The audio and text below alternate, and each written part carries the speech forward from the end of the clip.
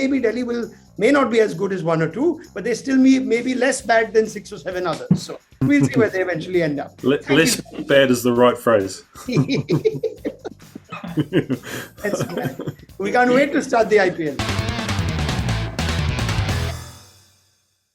On Runorder today with Wasim Jaffer and Vettori, Akash Chopra, Naga, we're going to go to GS because he's noticed something about the Delhi Capitals. They're in a bit of a predicament at the start of the tournament, aren't they, GS? Yeah, looks like a lot of countries are not letting their players play. Cricket Australia have a contract clause which says that David Warner can't play till April 6th. You mean play the IPL, right? You forgot the 2 words there. Yeah, play the IPL even though he's not part of That's what matters, Ronak. Playing means playing the IPL. Carry on. Sorry, Gaurav. Even though he's part of the squad for Delhi Capitals, he's available. He's not part of the Pakistan ODI leg. He still can't start till April 6th. Mitchell Marsh is playing the ODI leg, so he will come in pretty late. You do have Henrik Nokia, who we have no idea about his fitness. Even he doesn't know whether he's going to be available or not. We still haven't no confirmation with that. And above all, Delhi have picked just 7 overseas players. Basically, they have Seifert, they have Fizz, and they have Roman Powell available at the start. And they have to kind of figure out their entire lineup. But on a serious note, Dan, is this a time, do you say the franchise is unlucky because they weren't expecting this sort of resistance? Or did you say, no, we knew there's an Australia tour to Pakistan. We knew Henrik Nokia was going to be a challenge with his fitness. So clearly the auction strategy can be questioned. Why only 7 players and why the investment in players that you knew may not be available?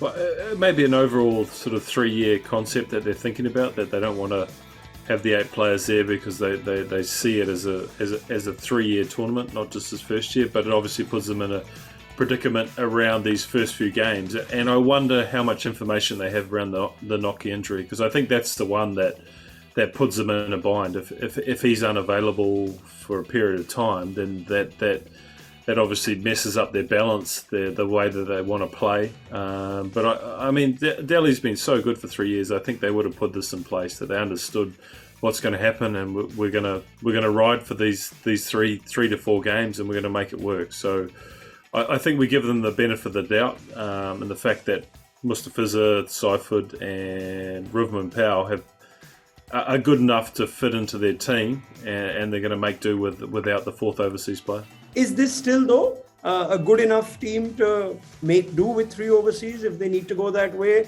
They do have reinforcements. There are a number of domestic players that look impressive. Have joined Kuldeep Yadav there, Chetan Sakaria is there, Sarfaraz Khan's in great form. Do they have that good a team? They're obviously not the same kind of team that they had for the last 2 or 3 years. The 3 overseas, again, Roman Powell never played IPL. Mustafiz has done okay. Team Seifert, again, somebody who hasn't done so well. So the quality obviously is not there. And the guys, the Indian players that are going to play have not played consistently in the IPL. So again, it's a try and test kind of a situation for them. It's not the old Delhi that we are going to see in the first few games. And if they don't do well in the first few games, it's going to be hard catch-up, to win the tournament for them.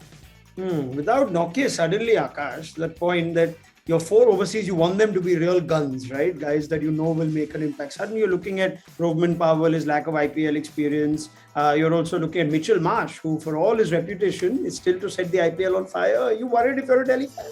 I am worried and should be, because Nokia, they retained him. They let go of Kagiso Rabada. They didn't really go for Trent Bolt.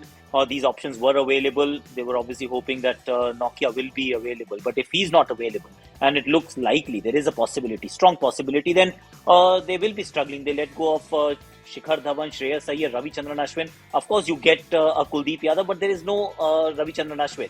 When you look at the batting order, yes, you've got a Sarfaraz and Kona Bharat, and there are a few. Yash Dhul is there.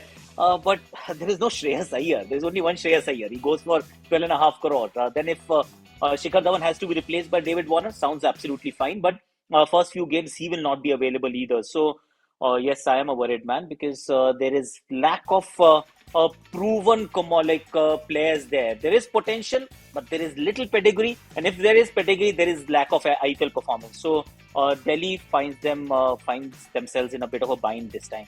Dan made a point about forward planning. Delhi should have done some forward planning. Have they actually done some forward planning like Mumbai, who have invested in an NFT, I would call Jaffer right now?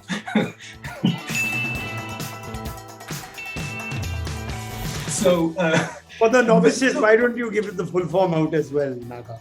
or non-fungible tokens, whatever that means. So, no, sir. I mean, like, where is your backup for Nokia? Nokia's injury was not hidden, right? He has not played since the World Cup. If you have a hip surgery, you know, and he is, let's rule him out, okay? Just hypothetically rule him out.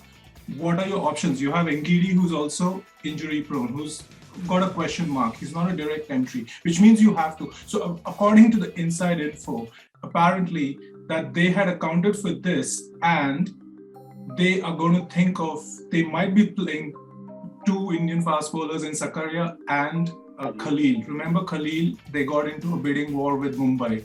And I was wondering why Khalil? Apparently Khalil takes big name scalps. I don't know. I've not done the research yet on that.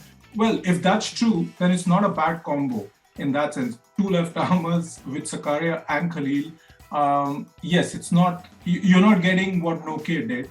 What Nokia did with KG in the last 3 years. Whether they can make Delhi that dominant, we don't know yet. But that's the only option they have. Now, after we've learned more closer to the tournament, are you more concerned about Delhi? Have their chances of making the playoffs significantly diminished as a result of the availability of the overseas players? Akash, you first. Yes, I'll have to say yes for two reasons. One, of course, just the lack of availability, and secondly, this is a 10-team IPL, so only 4 teams, the 40% teams are going to qualify.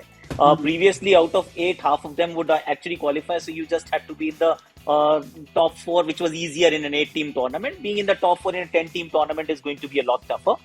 So yes, I think they are going to find it tough this season. I think from a batting perspective, they'll be fine. I think their Indian batsmen will cover them. The Nokia injury is the one that fascinates me, and I think we shouldn't underestimate how honest a player is with their franchise, and that the franchise will be in depth conversations with a player. They'll understand where it is, and the player will, because they've paid so much money from them, will reciprocate that honesty. So I think Delhi will have some potential confidence in where he is at, and he may not be available for the whole tournament, but they'll think they can get him at some stage. So I think they rely a lot on him, but I do think that Delhi have a good enough squad to survive a quarter of the tournament, maybe half the tournament without him, and then come home strong. I find them struggling this season. They are not the same team. Again, Rishabh Pant is a new captain. He doesn't have the same kind of quality that he had for last season. So, and the new batters that are going to come in, Sarfaraz, probably Mandeep, Yashdul, Ripal Patel, they might have to play. So all these guys are unknown quantity. I hope they do well, but it's not the same old Delhi. Yeah, I think they had their best chance to win a title in the last 3 seasons, which they almost did, but they didn't cross the line. And this is a big step down from last season. That is slightly disappointing, considering you've done the hard work, built a nice base, and that's what good teams try to build on it. And I think Delhi kind of missed a trick there. Their bowling is a huge letdown from last season, so I don't see them really making it. If they can sort the Nokia problem, which I'm not sure how they will, they should be good.